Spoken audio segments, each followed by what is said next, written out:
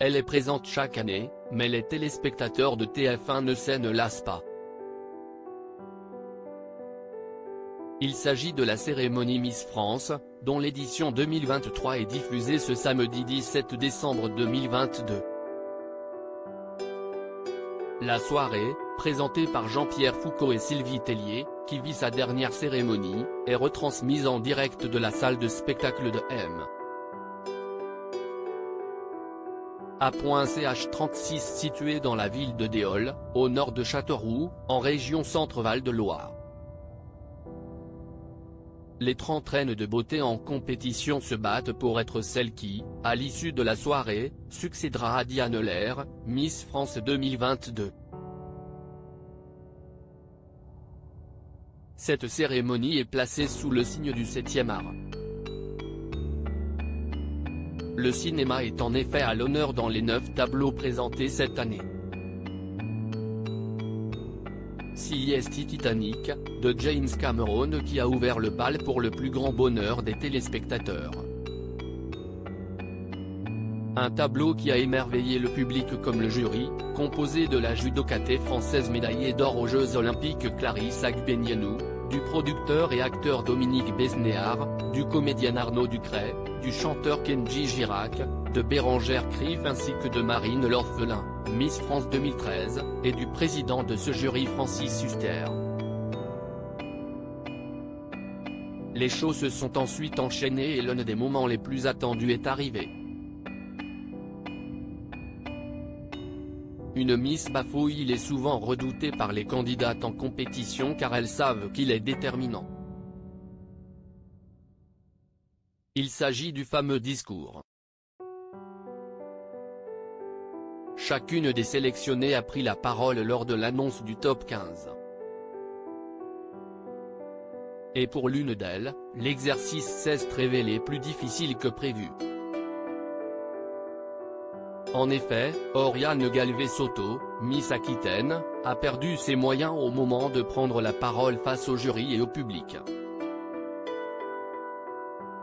Bonsoir à tous, je m'appelle Oriane Galvez-Soto, j'ai 23 ans, pardon. A-t-elle tout d'abord déclaré avant de bafouiller une première fois. Après avoir repris ses esprits, elle a poursuivi, « Je suis maquilleuse et aussi directrice d'une jeune marque de bijoux, Richard Ross. Je suis de nature aventureuse et CIST pour cela que j'irai dans chaque région si vous m'élisez ce soir pour vous rencontrer. » Pardon. Une fois de plus, la reine de beauté a perdu ses mots. Encouragée par Jean-Pierre Foucault, elle ne cesse malgré tout pas laisser démonter. Kanodji, je voulais vous adresser un message, je suis bergeracoise, je pense que vous connaissez bien cette ville. Donc je vous pose la question, est-ce qu'il ne serait pas temps de ramener la couronne dans le sud-ouest, et je vous promets que cette fossette qui certes de soleil sera toujours près de vous. Je vous souhaite une excellente soirée, merci de m'avoir écouté, a-t-elle conclu. Espérons pour la jeune femme que cela ne la pénalisera pas pour la suite de l'aventure. Elle affrontera, Marion Navarro, Miss Franche-Comté Inodira Ampio, Miss Guadeloupe Emma Guibert, Miss Pays de la Loire Flavie Barla, Miss Côte d'Azur Bérénice Legendre, Miss Picardie Florence Demortier, Miss Midi-Pyrénées Cameron Vallière, Miss Landégoc Cara Fontaine, Miss Roussillon Agathe Coët, Miss Nord-Pas-de-Calais Esther Coutin, Miss Rhône-Alpes Alicia Leitz, Miss Auvergne Sarah Aoutard, Miss Lorraine Marine Paulet, Miss Poitou-Charentes Axel René, Miss Martinique, de son côté, Marie Paulet, Miss Poitou-Charentes, a fait un émouvant discours.